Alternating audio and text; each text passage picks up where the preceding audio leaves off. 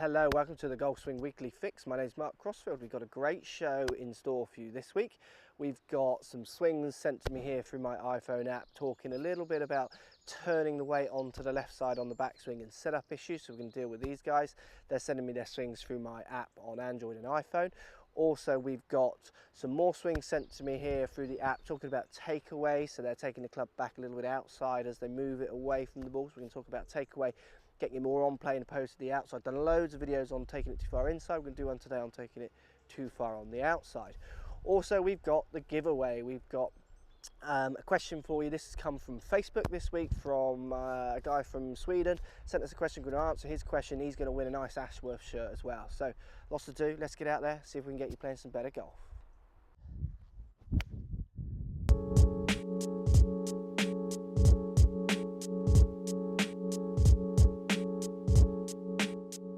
So thanks for sending the swings. We've got some swings here of some golfers turning their weight far too much, as you can see, onto their left side as they start their backswing. And one of the things you see from two of them, the middle guy's not doing this, even though he is turning his weight onto his left side on his backswing. The other two on the outside are starting with their head very much over the ball, or even slightly ahead of it. And you can see in their swings, when they start with their head over the ball and then make a backswing where they keep their head over the ball, almost move forward of it, when they come in and hit the ball, they've got nowhere to go. They can't go forward anymore for it, so they actually have to start coming back, starting getting this very unreleased push kind of follow through. It's not very strong because they're not using their weight forward. It's also not creating a very strong action through the ball also. So look, I've got one of these sticks here, these canes that you find in pro shops all around the world, really great for alignment and things like this. We're going to use the sticks today in today's show just to show you how to fix and get a feeling for how your weight's turning. So what I'm going to do is put a ball, and then I'm going to put this cane literally up in front of that ball. And what we're going to do, I'm just going to try and make it as straight as possible. There we go. What happens for both of you guys, two of you certainly in the middle, and the guy on the middle, he turns in a slightly different way, so he can use the cane. But for the two setups, we're seeing you both starting with your heads over the ball. So your left ear is actually forward of the ball. You need to be starting with your head left ear on the ball, so your head a little bit more behind the ball. This is very simple because literally what's happening is you're starting with your hands one lower than the other, so that should give you a slight tilt behind the ball. What this enables you to do, once you set yourself up left ear on this cane, and this cane is going to really make it obvious for you, as soon as you stick it in the ground by your ball here, you're going to feel that you're on top of it and it won't feel right. So by starting with your head just that fraction more behind the ball, so left ear on the ball, A, it enables you to turn behind it a fraction more, so you can start turning your weight more onto your right leg, so you can turn behind it a fraction better. And B, if you can turn behind it a fraction better, then it's going to encourage you to make a much stronger follow-through position, where at the moment we're seeing, for all of you, one way or another how you get there. You get up to the top of your backswing with your weight on your left foot. Like I say, the two swingers on the outside of the three started in the wrong place. The guy in the middle just over-rotates himself onto his left side. He can't hit it from there. You've got to come back to have any kind of driving forward. So it really complicates that downswing. So simply set up to your ball. You'll feel that your head now is, I mean, this cane's making it so obvious that my left ear is behind the ball or on the ball now, and then literally try and hit some shots from there just to get the feel of where your weight's moving.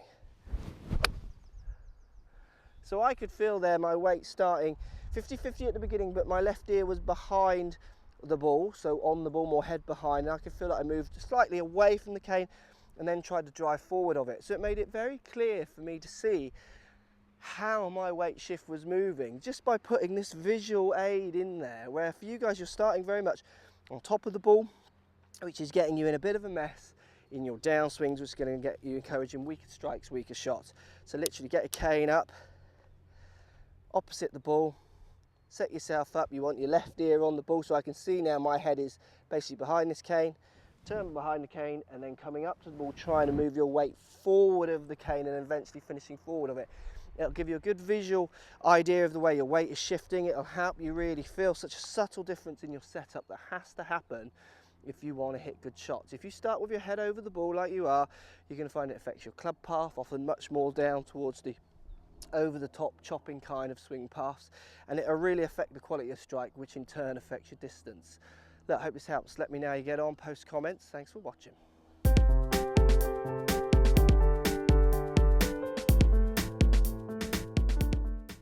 Right guys, the giveaway. I've got a message here from Tommy from Sweden. Thanks for sending me this message. This message was sent to me via Facebook. He's saying basically he's watched my cure your slice videos. They've helped him a lot. He's cured it with his irons, but he's still getting a slice with his driver. So he's then saying, is it to do with the regular or stiff shafts? Because he's got regular in his irons and stiff in his driver. Keep up the fantastic job. All the best from Sweden. Tommy, now look, thanks for sending the message, Tommy. Look, with your shaft flex, definitely think about getting a custom fit with a local pro, maybe just to see if different shafts will affect you in a more positive way. I wouldn't worry so much about shaft flex. I'd worry a little bit more about the weight of the shaft and the flex. But look, this is a common question. Why do I hit my irons straight and why do my drivers or my lower lofted clubs spin more? And there's this thing called D-plane. And if you understand D-plane, you'll understand how much more accurate you need to be with your lower lofted club. So I've got some props here just to give you an example. If you search D-plane on YouTube, there's loads of good videos explaining D-plane, and this is just hopefully going to be one and another explaining the same thing. So look, what I've got here is two shafts and a string tied between them. You want to think of the two shafts, okay, if you can, as the bottom one as the club path, so the direction the club is travelling on as it strikes the ball. The top path here is the direction the face is pointing on as it strikes the ball. Also, the gap between the two here is the loft of the iron. So as we look at here, let's pretend this is a wedge, so a lofted club. So this is the loft, bottom line club path, top line the face as it strikes the ball.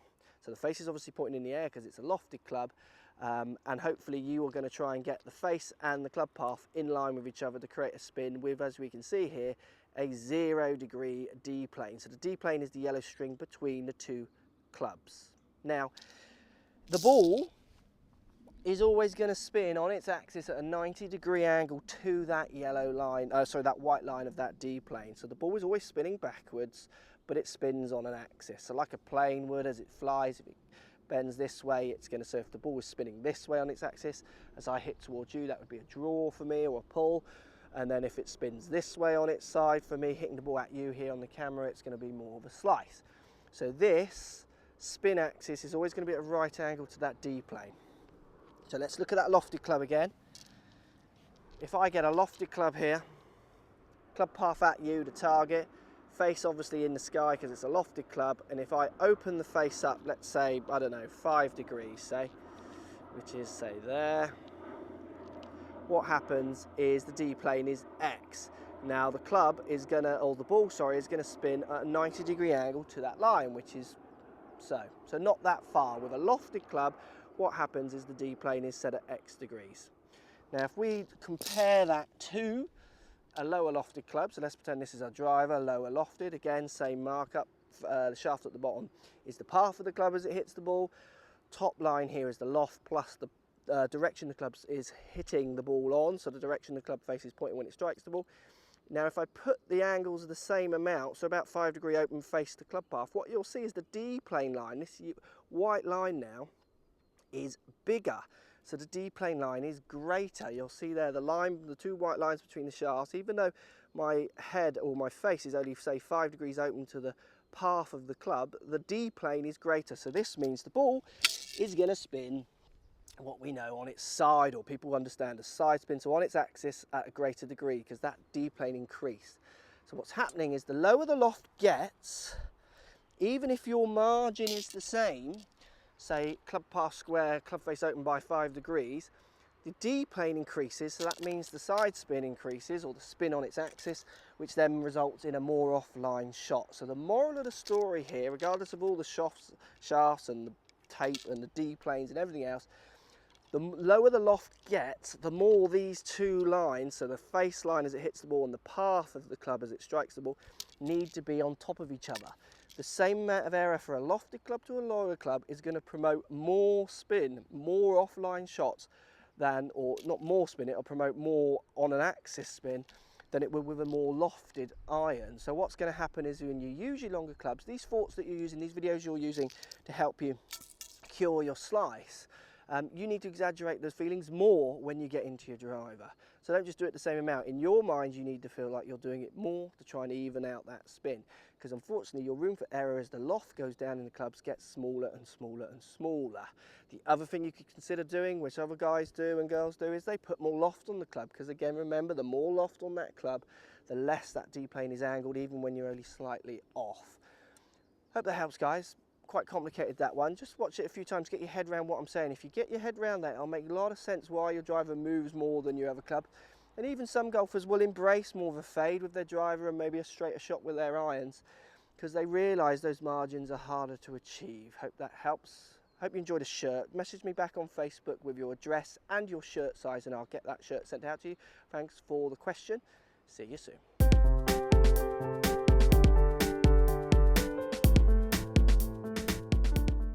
So takeaway, I've done loads of videos talking about taking the club away from the ball in the most successful way you can, often more relating towards inside takeaways, which is the most common one I see, people taking the club too far behind. So today, look, we've got some swings sent from the app here, and both these guys and many others I see throughout my week's coaching are taking the club too far away from as they start the swing. So what happens is they get this separation, so their hands, rather than turning back as their body moves, it moves outside the line. They pick the club up with their hands move away from the body, and then they're having to readjust on the way down to try and get on plane into a better hitting position. So look, simple drill, okay? Again with the stick, so we're using the canes this week.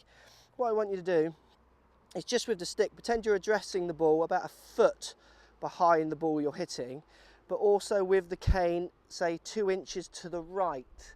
So as you look here to the right of the ball, and just push the cane into the ground that way. Now push it in quite deep. So basically the black bit of the end of the cane here, if you can, just get it to your hands or even slightly below your hands there. So what's going to happen now for me to make my backswing, it's going to be much easier for me to get this visual aid of trying to take this club back what we would call on plane, so much more along a straight line. So try and get as close to the cane as possible without hitting it. For both of you guys who are trying to push your hands outside, you're going to find that as you do that, you either hit the cane, so this way, or your hands touch the cane because you're so keen to push your hands away from your body. This is a great way of practicing a few swings, just trying to get the feel of hitting from a better path, and certainly keeps you a bit more on plane. Now you've got to be careful, you can't hit full shots here because on the way down your hands often get a little high. You might find you whack the cane, which isn't going to be so good. So more gentle practice swings, just trying to get the feel of your hands moving more in relationship to your body rather than this push away with your hands that you guys get at the start. It'll help you get on plane more, get a feeling of what that takeaway should be doing, and hopefully get you hitting some better shots. Simple alignment canes, great uses for these in many ways. So look guys, if that helps, let me know, post a comment. Thanks for sending the swings, and we'll see you all soon. So if you like what's going on here, don't be afraid to subscribe to the channel. Also thumbs up the video, post comments, love to hear what you guys got to say. Let's keep it social. The more we talk, the more we share, the easier this game will get for everybody. So if you want to find me on Facebook here, you can find me on Facebook. If you want to tweet me, find me on Twitter here as well. Just follow the links, all in the description. Come and join the show, get active, get involved, get playing some better golf. Thanks for watching.